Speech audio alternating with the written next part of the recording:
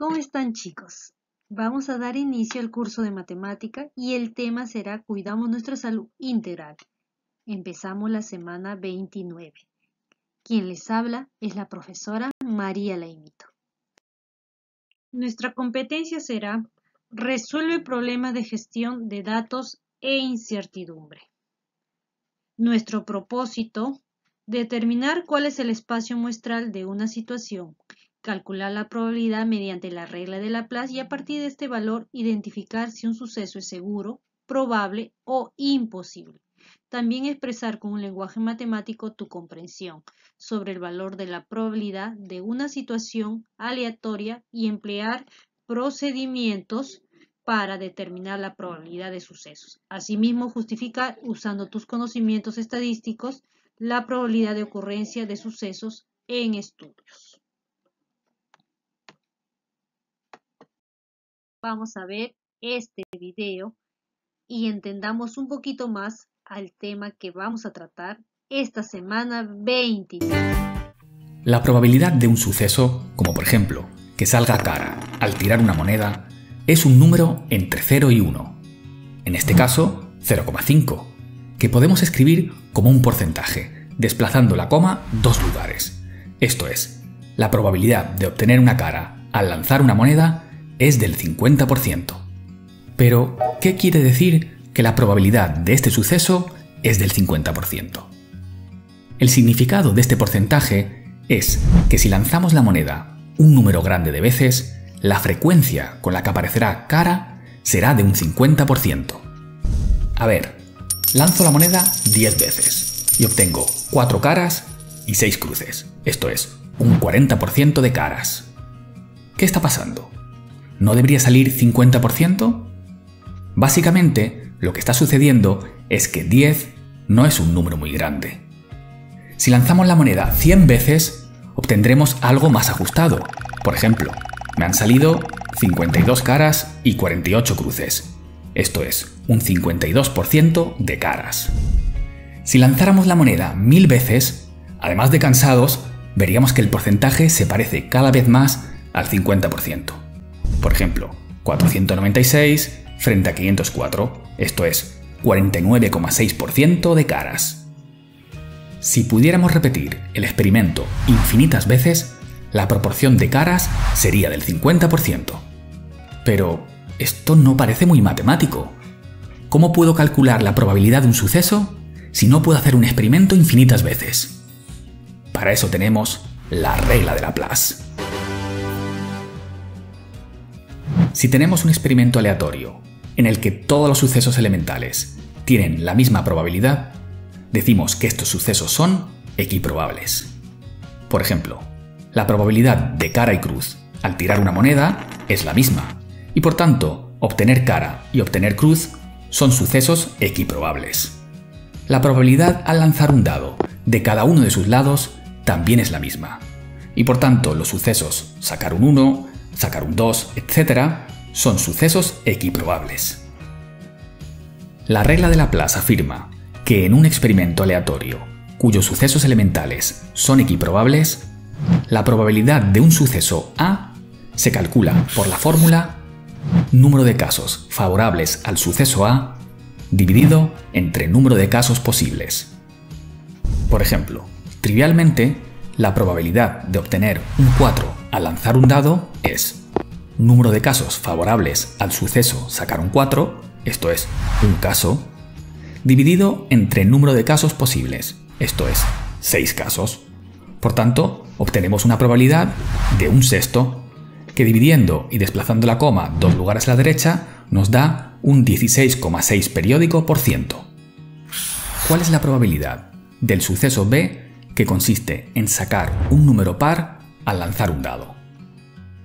La probabilidad de B se calculará como el número de casos favorables al suceso B, que son el 2, el 4 y el 6, esto es, 3 casos, dividido entre el número de casos posibles, que es 6, y obtenemos una probabilidad de 3 sextos, que es igual a 0,5, que visto como porcentaje es el 50%.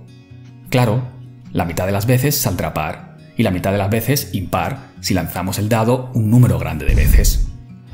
Pero para terminar este vídeo, os propongo un ejercicio un poco más complicado. Si nuestro experimento consiste en lanzar 2 dados, ¿cuál es la probabilidad de que la suma de los números obtenidos sea 8?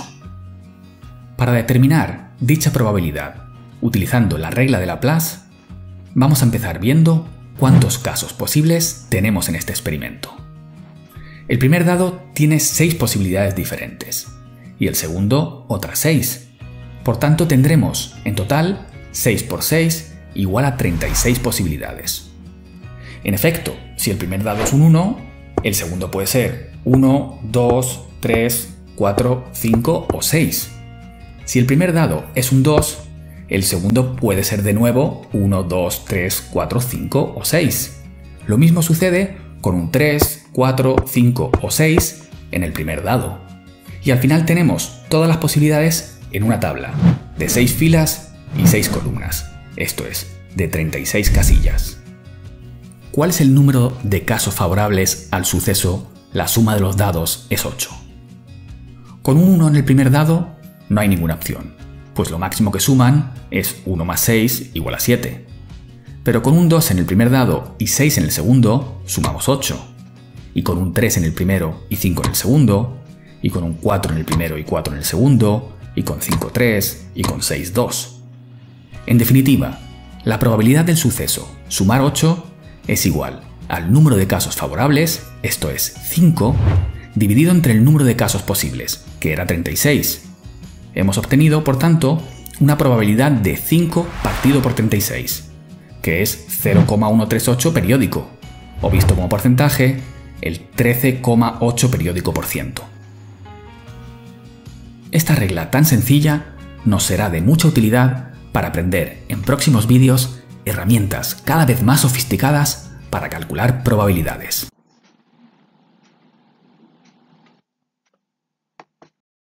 Y entonces empezamos con esta situación problemática de contexto.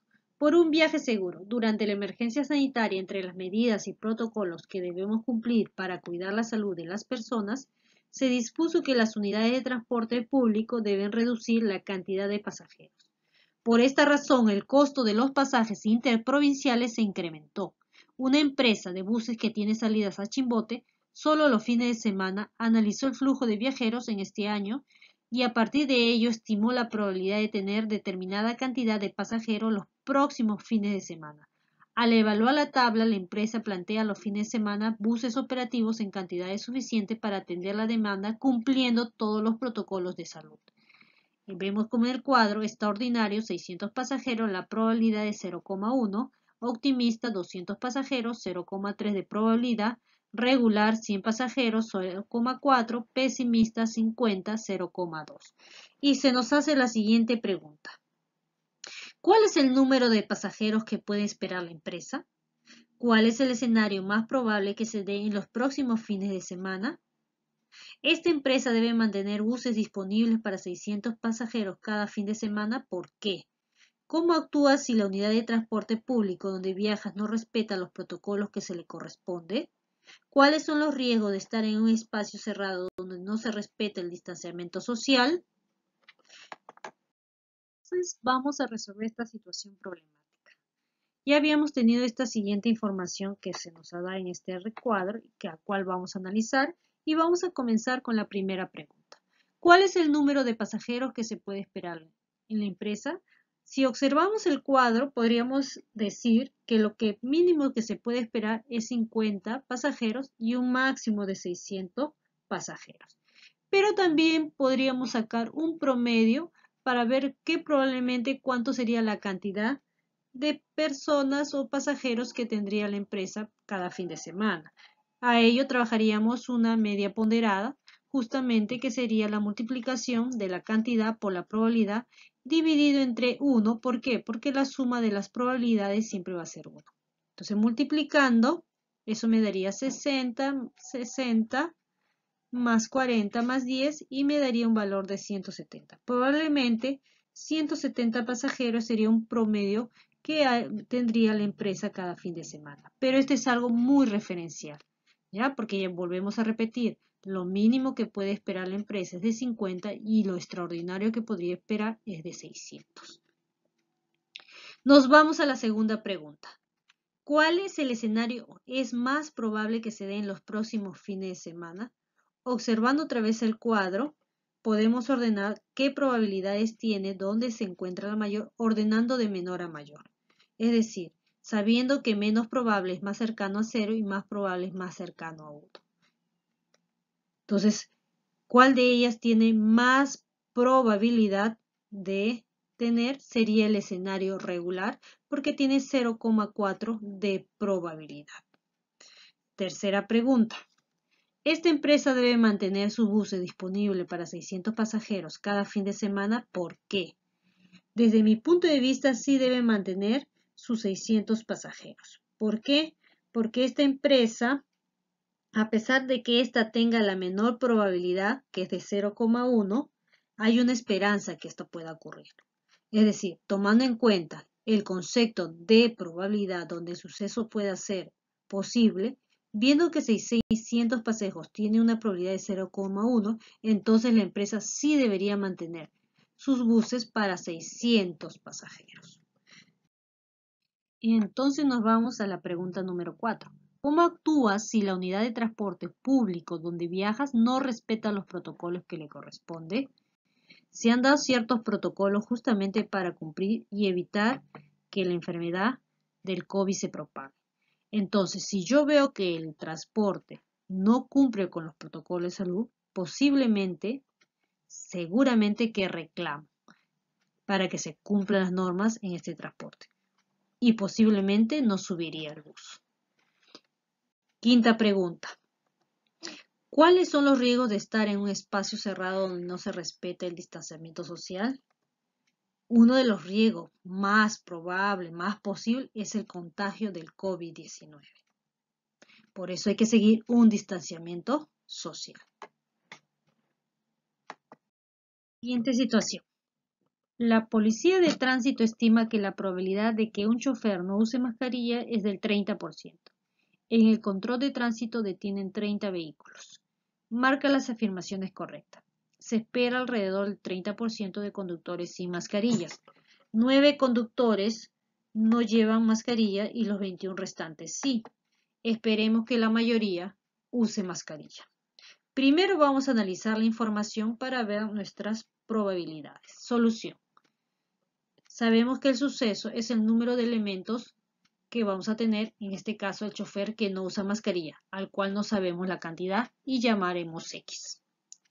Sabemos que el espacio muestral es el número de vehículos detenidos y tenemos un total de detenidos, en esta ocasión, de 30.